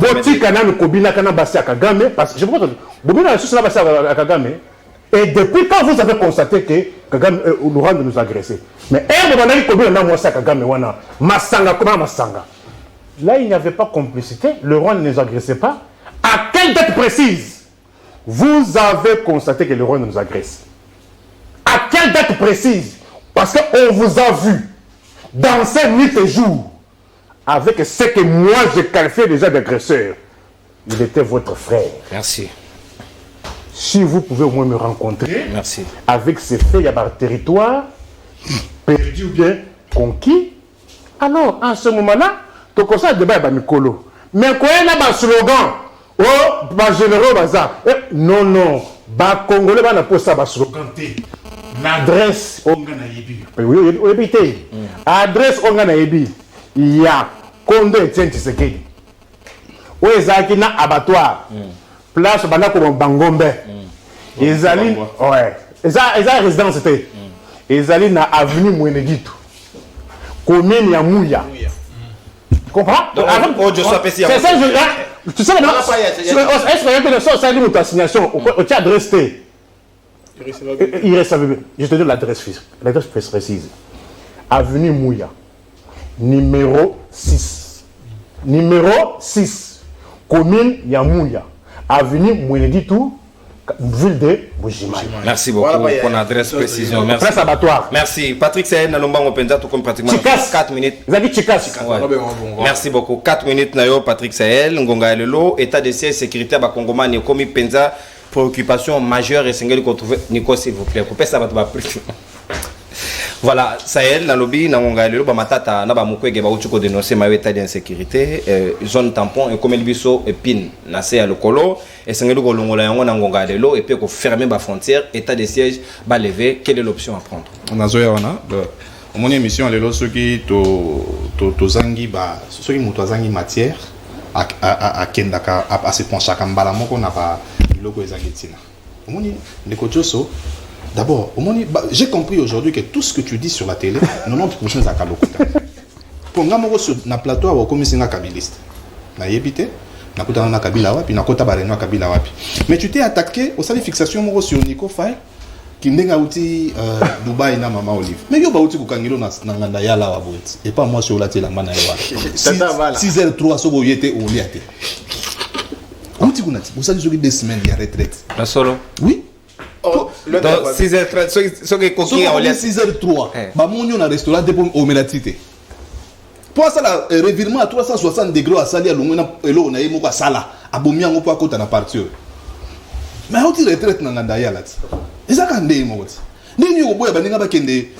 Dubaï, un particulier, un privé. Privé. À même pas dans Dubaï. Mais on dit Nandaya là, dans mon l'État. D'ailleurs, elle est soupçonnée d'avoir détourné. Elle est soupçonnée. Il y a le rapport avec les chefs. Il y a un dossier Adel Kainda, ceux qui ont fumé là. C'est moins compliqué. Juste parce que ça qui est. Oui. Tolérance. Et puis, na 12h06, soko komi basi balé, oye l'état. Mais, quand on parle des présidents de la République, avec qui na TV lobby, généraux, gouverneurs militaires, à qui na état de siège, et côté si mission dans l'état. Il faut qu'attendre IGF, il faut qu'attendre le gouverneur militaire. Il faut que ça patrouille financière. Na DG. Hein? Est-ce que ndeko jo sona ndeko Gabriel nde bavande ba ebi tina ya état de siège. Batia en place pourquoi? Pourquoi batia état de siège? Pour ndenge to sola wa. Kala mingi te to comme na conflit, il y a deux armées. Bon on a bien une armée te. EAC a installé déjà administration dans côté Azali. Danger Azali que EAC a aussi la même Moussala M23 avec Osala. C'est-à-dire na ba frontière, place M23 à Ozwambongo. EAC mtako comme Ozwambongo. Et il y a un Congo. On peut réfléchir sur ça. Il y a l'apologie à Rwanda. Yo! Général, il y a des besoins EAC à combien à Zolo qui Congo na Lingalat. À Outi Angolat. Bon, on y était. Présenté par Willy Ngoma. Bon, et présenté par Willy Ngoma. Et puis, par ça, on a rendez-vous. Tu écoutes un jour, Bolandi a monté binon baïne pour vendre. On a mboka, tu as mboka. Pour yon nous avons besoin de l'apologie à Rwanda. C'est-à-dire, depuis le état de siège, vous avez vu un quartier moko, Luboya, a gagné tout ce qui est Naïtouri. Quartier moko. Le général militaire, gouverneur militaire, banda bâti un état de siège à Yewana. C'est-à-dire que batina ba gouverneur wana baza ba feriste. Luboya comment on te minéré. Ba gouverneur mususu ba comment na ba affaire ya coltan ya uranium makasi. Si on est en conflit, on doit EAC bailler comme ça zone tampon. Dans quel pays? Question vous répondre, mais vous allez dans les futilités. Batouni Binoa, mon toit administrateur, Naïtouri. Et là, président? Naruchou. Et là, président? C'est-à-dire que EAC n'est pas yéboé, côté où il y a géré, à Ochabe administrateur naïe. Mbok Zaka Yabiso partout. Mais répondez à ça, frère. Au niveau qu'il y a une retraite, non, on a des cas bon, je comprends. Un tir échangé.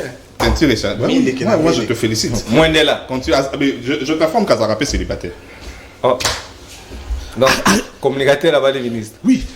Mais Gabriel a lobby le moment, il y a somme. Il y a un lobby. A lobby le moment, il y a somme. A lobby.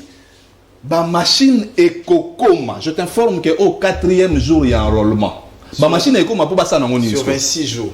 Et tu as dit 26 jours. Non, sur 26 jours. Sur 26 jours. Mais pour renforcer un gono. Renforcer un gono. Alors oui. Si vous savez Koufi va bakisate, ba otika ka bongo. C'est que Koufi. Par exemple, je donne un exemple. Ah ouais, Koufi pour le comité. Mais on a vu que na yolo, muto ko installer panneau a yenete.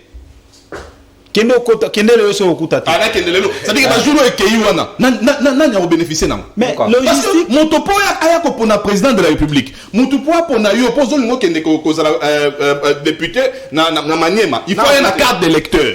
Si comme moto ko za carte d'électeur te ba machine est comme en retard. Na nya boya voter. Est-ce que vous répondez à ces questions-là? Est-ce que Fayulu a raison? Est-ce que Monsitou na lo Monsitou Matata na Mukwege bazana tori ya loba. Mais pourquoi on doit fermer les frontières? Et puis surtout ça to kangi ba frontière na biso.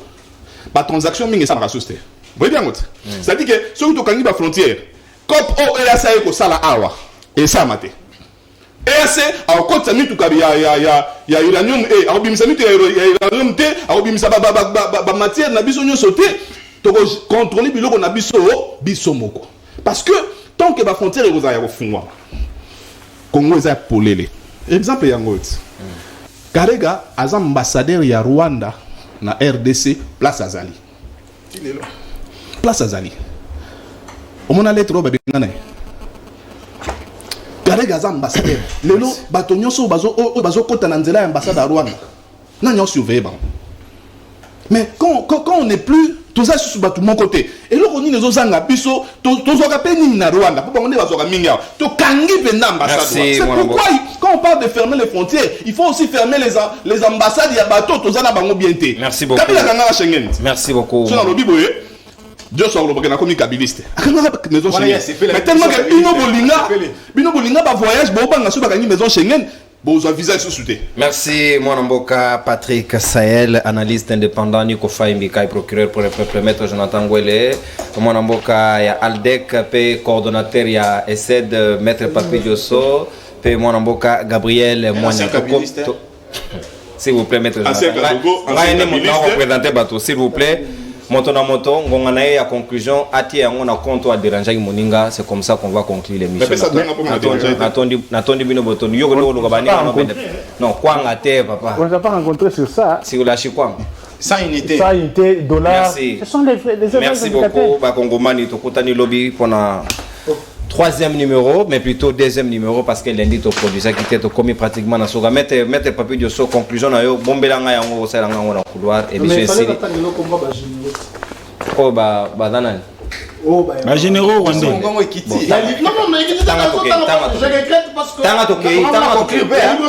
la conclusion après la conclusion. Merci beaucoup monsieur. Au revoir, bye bye, merci beaucoup. J'ai commencé par le barreau.